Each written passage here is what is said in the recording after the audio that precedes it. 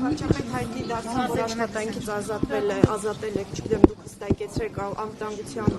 ծառայության տնօրեն Արմեն Աբազյանը, ինչ պատճառով եք իրեն աշխատանքից ազատել, արդյոք ձեր որոշումը կապ ունի երեկվա Սամվել Կարապետյանի տանը իրականացվող Հիմա դե տեսեք դուք միկրոֆոնները ոնց եք բան, որ հիմա մի քիչ հետ տանեն։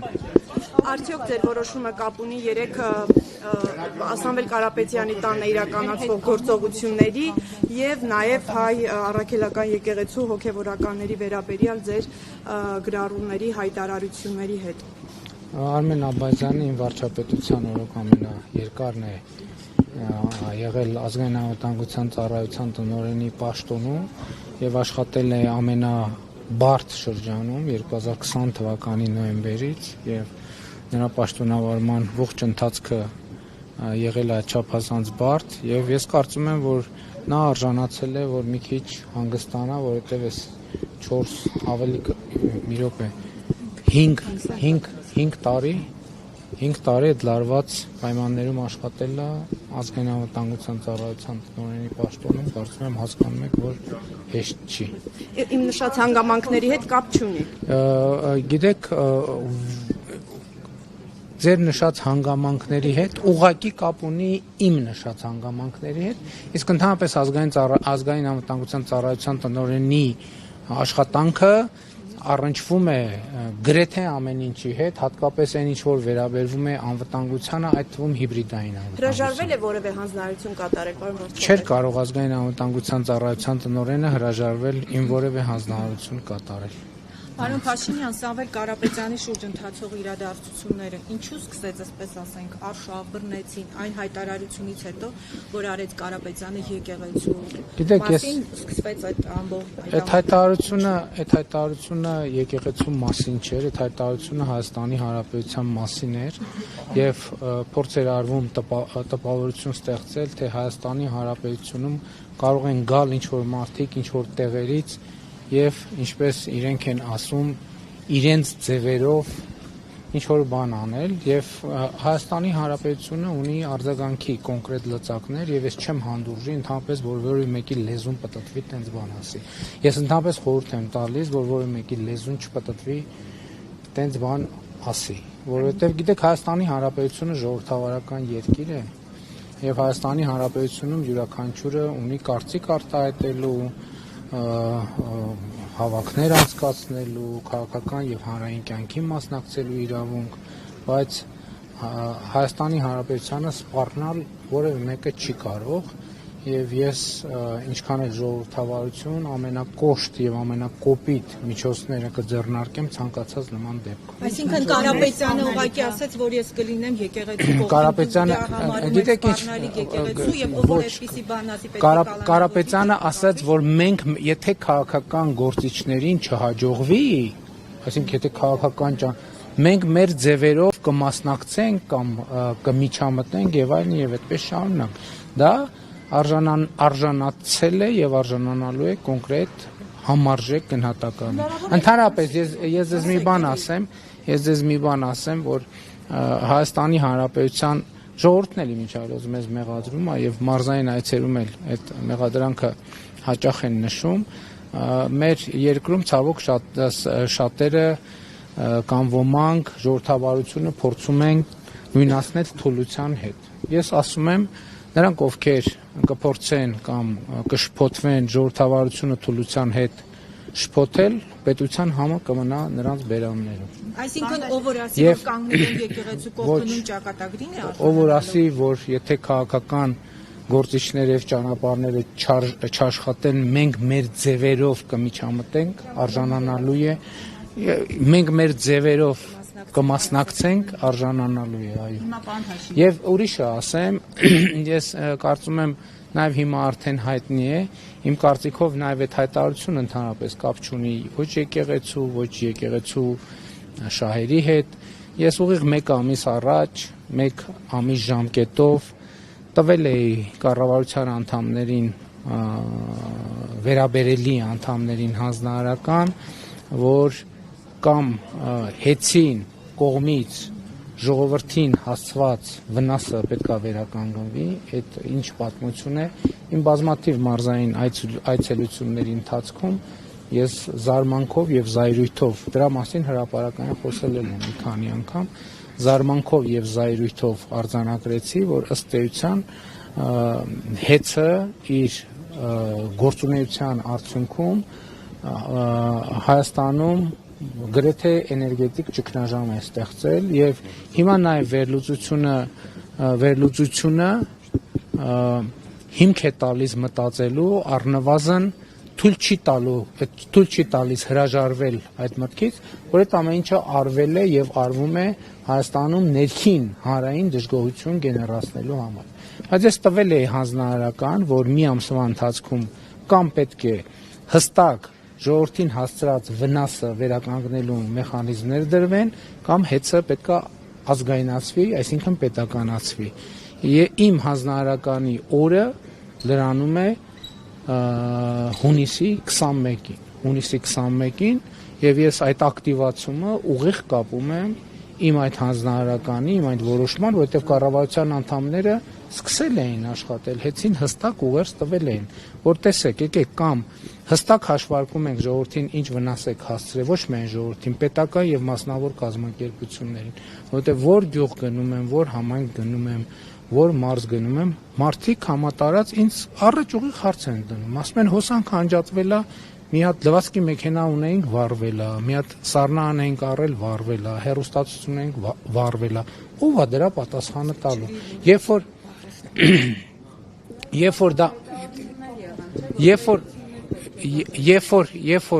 դա 1 դեպք է, 2 դեպք է, 3 դեպք է, դա ուրիշ իրավիճակ է։ Ես Լոռու մարզում այց եմ կատարել, Լոռու մարզի իմ այցի ժամանակ ես ուր մտել եմ, հոսանք չի եղել։ Ուր մտել եմ կամ եղել է, անջատվել է։ Դպրոց կլինի, մանկապարտեզ կլինի, հյուրանոց կլինի, մասնավոր հիմնարկ կլինի, համայնքային հիմնարկ կլինի։ Սա անհանդուրժելի վիճակ է եւ ասում եմ, եկեղեցին տվյալ դեպքում հեծի շուտով նախկին սեփականատերերի համար ընդամենը ծխածածկույթ է։ Ներողություն, բայց պայմանը արդեն խախտում ենք, էլի։ Ենթադրում եմ, որ ոչ, իրենն է։ Պարոն Փաշինյան, հիմա Սամվել Կարապետյանը երեք հայտարարեց, որ թքած ունի հեծի հետ կապված գործընթացների վրա, այսինքն դուք բիզնես այս գործունեությամբ դադարեցման կամ ազգայնացման անվան տակ չեք կարող իր մտադրություններից նրան հետ պահել, այսինքն ինչ եք անելու Սամվել Կարապետյանի հետ, քրեական գործեր են հարուցվելու, ներդրումները ամբողջ տարիներն, որ ինքը իրականացրել է Հայաստանում, դրանք բոլորը ազգայնացվելու են, ինչ գործողություններ եք անելու Սամվել Կարապետյանի հետ եւ ինչպես եք Բեհափարի հետ կապված գործընթացները իրագործելու ձեր ուզած սցենարով դուք ուզում եք հեռացնել նրան Բեհարանից։ Հայաստանի Հանրապետությունում կա իրավակարգ եւ այդ իրավակարգի շրջանակներում կարծում եմ ամենաարագ եւ արդյունավետ գործելու տեղը ազգային ժողովն է, կարծում եմ մեր մասնագետները քննարկում են արդեն ազգային ժողովի քաղաքացիական պայմանագիր խմբակցությունը եւ ազգային ժողովում արդեն կա նախագիծ, օրենքի նախագիծ, որտեղ ձեր բոլոր հարցերի պատասխանը տրվում է հեծը ազգայնացնելու մասին օրենքի նախագիծ եւ կից օրենքներում կամ օրենքում փոփոխություններ կատարելու նախագիծ ամեն ինչ տեղի կունենա օրենքով։ Քրեական վարույթները դրա հետ այս տրամաբանության կապ չունեն, կապ կստեղծվի թե չէ, այդ արդեն ուրիշ խնդիր է, բայց բում process-ը, հա? Ինչ մտադրություն։ Որ ինքը մասնակցելու է այս գործընթացներին իր ձևով, այսինքն ինքը յետ չի կազմելու, ինչ է կանելու։ Իր ձևով, տեսեք, իր ձևով ես ասում եմ, այդպես ասած Հայաստանի Հանրապետությունում քաղաքական գործունեություն կարող է ծավալել յուրաքանչյուր անձ, բայց երբ որ մի կողմ է դրվում քաղաքական գործունեությունը, մյուս կողմում դրվում է իր ձևով մասնակցությունը, Հայաստանի Հանրապետությունը կկասեցնի ցանկացածի իր ձևով որևէ հարց լուծելը։ Իր ձևով շատ լավ, ես կարծում եմ քննչական մարմինները կտան համապատասխան գնահատականներ, իսկ մոմ վառելու հետ կապված կարծում եմ կարող է իր ձևով հարցերը լուծելու մասին հայտարարություն անողը կարող է այդ մասին ցուցմունքներ տալ, բացատրություններ տալ, փորձաքննություններ ներկայացնել, այդ ժամանակ կպարզվի։ Աշխարհաքաղաքական հետք տեսնում եք այս ամենի մեջ։ Ընդհանրապես գիտեք ինչ, աշխարհաքաղաքականությունը շատ բարդ բան է, ամեն ինչի մեջ էլ աշխարհաքաղաքական հետք կարելի է տեսնել, նայած ինչքան նայես, նայած ինչքան հեռավորությունից եւ ինչքան մոտիկից նայես։ Պարոն Փաշինյան, Եկեք, խնդրում եմ, եկեք պահենք պայմանը, որովհետեւ մյուս գործընկերների իրավունքները բան չանենք, որ արագ շարժվենք, էլի ես էլ փորձեմ արագ պատասխանել։ Դրա համար խնդրում եմ երկրորդ հարցը մի տվեք, որ ես կարողանամ արագ պատասխանել։ Եվ որովհետև ենթադրում եմ, որ այն հարցը, որ տալիս եք, թեմաները մոտավորապես պարզ են, ինչ են հարցը։ Աշխարհաքաղաքականությունից խոսեցիք, ամբողջ աշխարհը խառնված է իրար, պատերազմներ են գնում, դուք պատերազմ եք հայտարարում մեր հայրենակիցներին հայոց առաքելական եկեղեցու դեմ, երբ եք անցնելու վարչապետի լիազորություններին եւ մեկ փոքրիկ հարց էլ արդյոք չեք վախենում պայմանը խախտեցիք արդեն։ Ուրեմն նախ հետեւյալը ես հայ առաքելական եկեղեցուն եւ մայրաթոռին չեմ կարող եւ պատերազմ չեմ հայտարարել։ Պատերազմ հայտարարել են այն մարդիկ, ովքեր խախտում են հայ առաքելական եկեղեցու կանոնակարգը, խախտում են կուսակրոնության ուխտագիրը, խախտում են մեր ավանդույթները եւ իմ խնդիրը որպես հայ առաքելական եկեղեցու հավատավոր հոտի հավատարիմ ներկայացուցիչ եկեղեցին վերադարձնելն է հոգեվոր արժեքներին եւ հոգեվոր արմատներին։ Ինչ վերաբերում է աշխարհաքաղաքականությանը, այո, տարածաշրջանում իրադրությունը շատ բարդ է եւ եթե դուք նկատել եք, ես այդ իրադարձությունների մեկնարկից ի վեր ներքաղաքական հարցերով առանձնապես չի արտահայտվում, բայց դա չի նշանակում, որ մյուսները այդ պասիվությունը պետքա օգտագործեին լկտի հարցակումներ անելու համար։ Այդ լկտի հարցակումները համարժեք պատասխան կստանան։ Ես ունեմ արդեն համոզվել եք։ Խնդրեմ։ Չունեք հարց, խնդրեմ։ Դուք վստահաբար ընդդում եք արդեն մայիսի 31-ից հասած, որ սպազանները խախտել են, հա, այդ հուսադրության ուխտը։ Միշտ ասում եք հիմքեր կա, արդեն կպալկաներն էլ դա որպես բացարձակ ճշմարտություն են ներկայացնում, երեկ էլ վեհապարին շնորհավորում էին հայրերի օրվա առիթով։ Ուզում եմ հասկանալ, բացի ձեր ենթադրությունները, դուք որևէ այլ հիմք ունեք նման մեղադրանքներ հնչեցնելու հայ առաքելական սուրբ եկեղեցու ծառաների նկատմամբ։ Ես կարծում եմ, որ ես ունեմ ապացույցներ, եթե ես խոսում եմ, ուրեմն ես ունեմ ապացույցներ, բայց ես առաջարկել էի, դուք չեք նկատել, որ չեն վիճարկում իրենք դա։ Իրենք չեն վիճարկում։ Ամենանդուրջ է ձեր հայտարարությունը։ Իրենք չեն ասում, իրանք ընդհանրապես չեն վիճարկում իմ հայտարարությունները, չեն վիճարկում։ Այ երբ որ կվիճարկեն, ես առաջարկել էի, եթե իրենք որևէ ձևով վիճարկում են,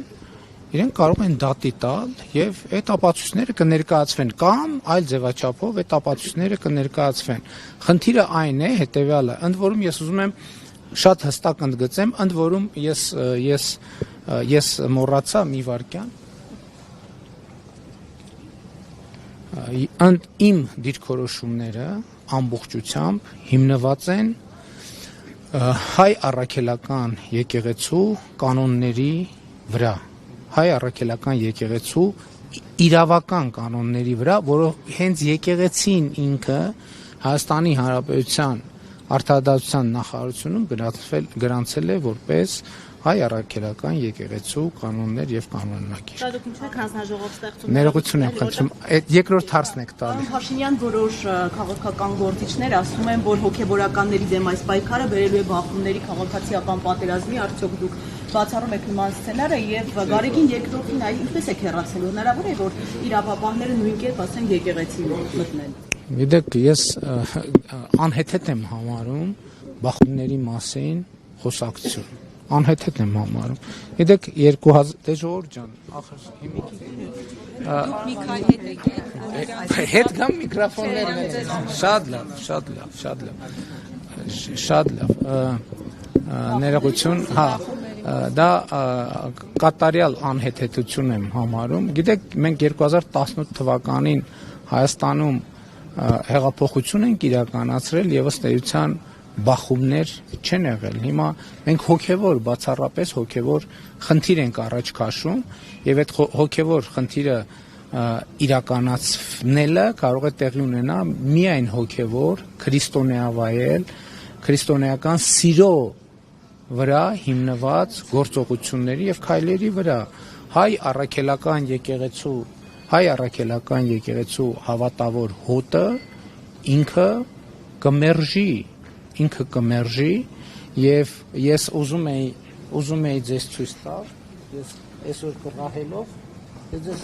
բերել եմ ապացույցն, չէ, ապացույց։ Ես ձեզ բերել եմ այն մյուս գիրքը, այս գիրքը տեսեք, հա։ Մայրա Թոր Սուրբ Էջմիածին համաբարբար կանոնագիր քայոց։ Այս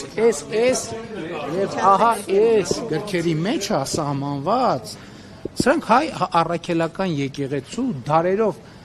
այս գրքի մեջ կանոնները ձևակերպվել են 356 թվականից Աշտիշատի ժողովից սկսած, որտեղ հստակ ասվում է, որ ուսակրոնությունը խախտած եպիսկոպոսը, ես գիտեք, որ կաթողիկոսը նույնպես եպիսկոպոս է, կարգալույծ է արվում։ Նրանք չեն կարող ընդհանրապես խորանին մոտենալ, նրանք չեն կարող հաղորդակից լինել հայ առաքելական եկեղեցու սրբություններին, եւ դա ոչ թե ես եմ ասում, դա սահմանված է մեր նախնիների սուրբ ավանդով, պատգամով եւ կանոններով։ 300 այստեղ ահագին բառեր կան իմիջայլոց, ես կարդացել եմ, ահագին բառեր կան, ես հիմա չէ հումոր չեմ ասում։ Նոր բառեր էլ կան, ձեզ ծանոթ բառեր էլ կան, անծանոթ բառեր էլ կան, բայց այսօր չեմ կարծում, թե մենք գիտեք ինչ, ես առավոտյան շատ վաղ եմ արթնանում եւ ամեն օր գոնե 1.5 ժամ նվիրում եմ ընթերցանությանը։ Եկեղեցու, գիտեք ինչ, վերջին շրջանում, վերջին ամիսներին հիմնականում հայ ժողովրդի պատմությանը, մեր եկեղեցու պատմությանը, մեր եկեղեցու ավանդներին, մեր եկեղեցու կանոններին, սուրբ գրյան ընթերցումներին եւ այլն եւ այդպես շարունակ։ Կարող եք այս կողմից էլ հարցերով։ Այո, արդեն այս կողմից Սկսենք։ ներողություն որ։ Շատ լավ։ Խնդրեմ։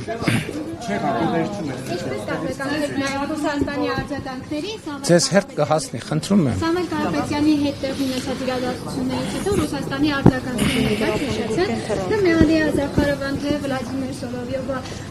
որն իր հաղորդման ընթացքում այսպես բուրըն կերպով արտահայտվեց իշխանության հասցեին, Մարիա Զախարովան էլ ասաց, տարօրինակ պատրվակով են ձգտակալում Սամվել Կարապետյանին Երևանում։ Ոչ եք արձագանքում այդ Ռուսաստանի։ Ես չեմ կարծում, որ այդ մարդիկ իմ մեկնաբանելու մակարդակի մարդիկ են, որ ես իրանց ասածը մեկնաբանեմ։ Իրանց ասածները թող մեկնաբանեն այն մարդիկ, ում հետ իրենք ամեն օր առնչվում են։ Չմոռանաք հավանել տեսանյութը եւ բաժանորդագրվել Civic AM-ի YouTube-յան էջին։